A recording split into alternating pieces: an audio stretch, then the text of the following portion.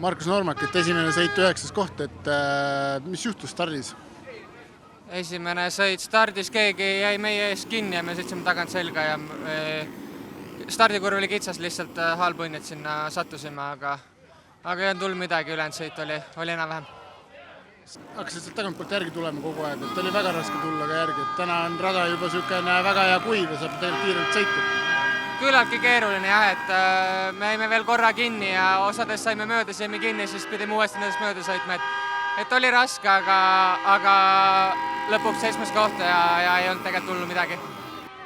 Teine start oli sul juba väga hea ja sa ikka oma kohti hoida, et oli see teine sõit parem juba? Teine sõit tegelikult endal oli paak täitsa tühi, et teine sõit oli veel raskem kui ülejäänud 1,5 päeva kokku, et start küll õnnestus ja siis pidime nende tempoga kaasa minema, aga see oli väga-väga keeruline, aga tulime võidukalt lõpuni ja tegelikult ei olnud häda midagi. Sa nüüd maha tulles kurtsid, et sa oled täiesti läbi, selg on valus, jalad, et kas see võttis kõik ära või sa andsid ka endast ka kõik?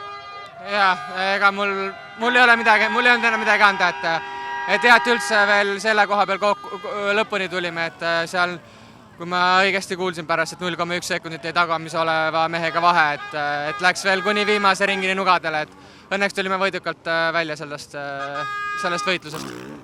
Kas on ka plaanis järgmised etapid võtta Lätis-Leedus osa?